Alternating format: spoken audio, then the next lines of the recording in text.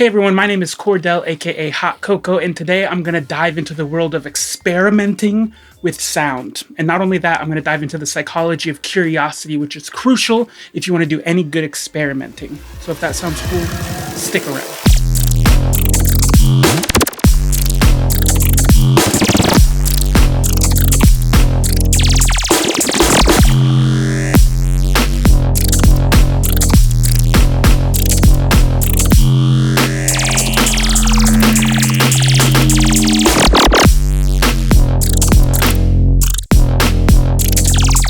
Okay, so if you've been producing or making any type of art for an extended period of time, you will inevitably get to a point where things start to feel stale, they start to feel repetitive, you get really familiar with your process and your tools and your techniques.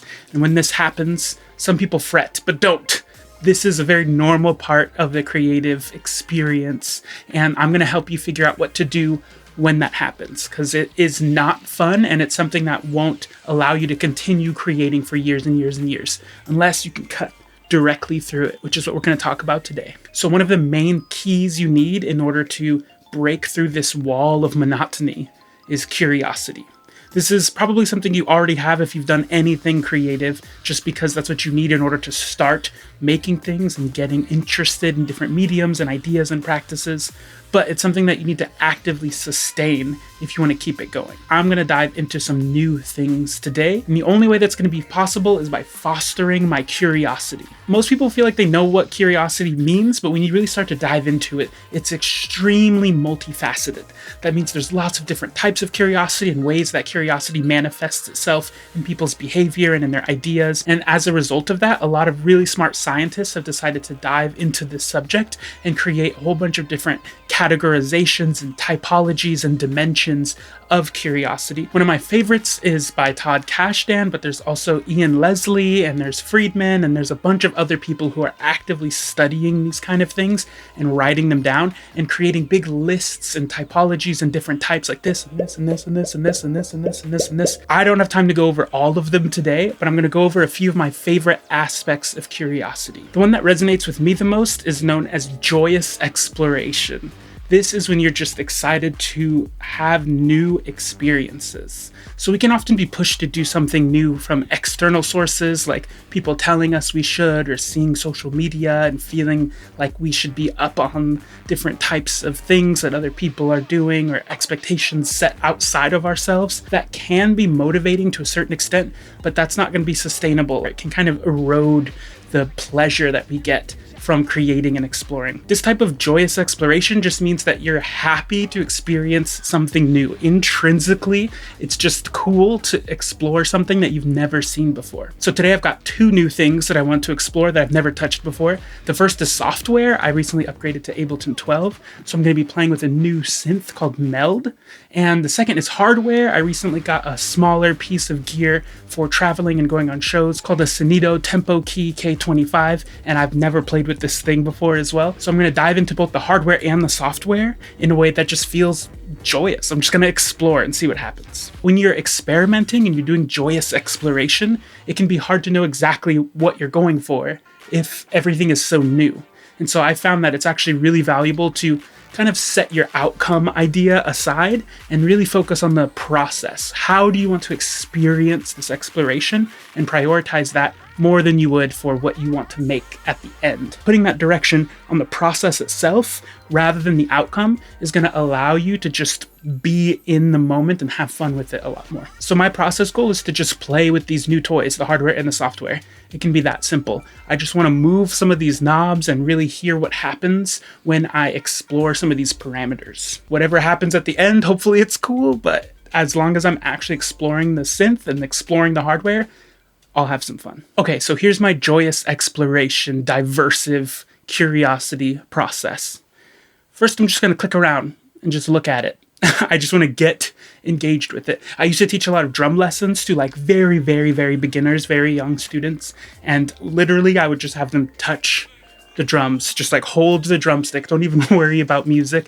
And this is kind of like getting familiar or getting acquainted. You could think of like meeting a new animal. You don't want to just like go in there. You just want to be in the space with them. Allow them to kind of get comfortable with you first. I kind of think of myself as the animal and this new hardware or software as the creature coming into my creative cage, so to speak. Once you've gotten comfortable just being around it and holding it or looking at it, that's when we can start to play with it. We're just going to tinker. We're just going to play around. So my favorite way to do this is to just kind of play a few random notes. I'm not worrying about key. I'm not worrying about melody, barely worrying about rhythm. I'm just playing some notes and then moving some parameters to find out which ones do some interesting stuff. Once I've found some fun parameters, I just map them to the hardware. This is really easy in Ableton. It's just a MIDI map mode. And then I click the parameter I want, move the knob that I want. Once I've found the parameters that I like, sometimes I'll record some simple MIDI. Sometimes I'll just play around myself with the keys or with the pads. Either way doesn't really matter, because then I'm just going to dive in to knob fondling. I'm just going to wiggle some stuff around and just follow my intuition on what kind of sounds I like and what kind of modulations or movements or changes I find interesting.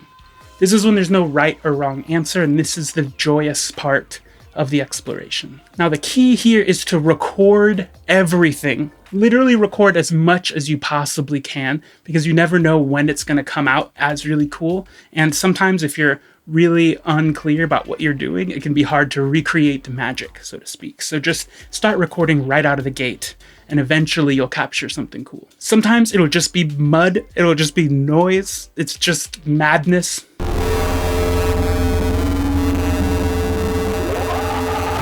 That's totally fine. I think of it like walking through a jungle or like through a maze of some sort, and then eventually you'll turn a corner and boom, waterfall. You'll find something super cool that you never would have been able to find if you were using your same kind of patterns that you do on a day-to-day basis.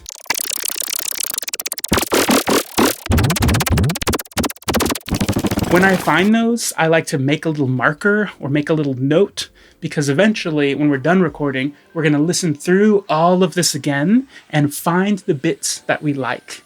Those are the ones that I usually save into a sample pack or use to create some music of some sort. But you don't even have to save it if you don't want to. You don't even have to record it if you don't want to. You can just bask in the glory of joyous exploration. So like I said before, there's lots of different ways to be curious, and it shows up in a ton of different ways. So curiosity doesn't always need to involve this joyous, happy, freeform exploration.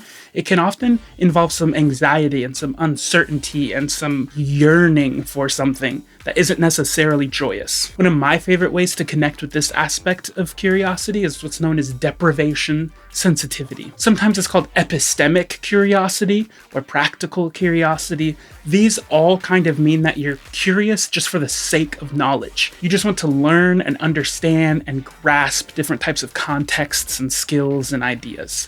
This yearning isn't always joyous, like we were frolicking in the woods, but it is still deeply curious. I also am moved by this kind of deprivation sensitivity. What that just means is I'm sensitive to being deprived of information. That's one of the reasons I upgraded to Ableton 12, and one of the reasons I want to play with this synth is because I just want to know how this synth works. I want to understand all the latest stuff that's happening, and I want to understand how hardware works. How can I play with this? How can I improve my live set? All of that is kind of like problem-solving type of curiosity that's different than just, free-form play, but it is still driving me to explore something new. One of the best ways to do this that people often ignore is reading the manual. You can dive into the manual and really satisfy this deprivation sensitivity, really get a deeper understanding of what all these knobs and pedals and buttons actually do. And that is a really powerful way to actually explore curiously. That's not necessarily as freeform. You can also use this info box in the corner of Ableton. You just hover over anything in the software and it'll give you like a little snippet that gives you some more detail and information on what that parameter does. These are ways that you can foster your curiosity without necessarily leaning on the joy, but leaning on the need for knowledge and understanding, which can be just as powerful. So before I went through this process, I didn't have any sounds like this or like this.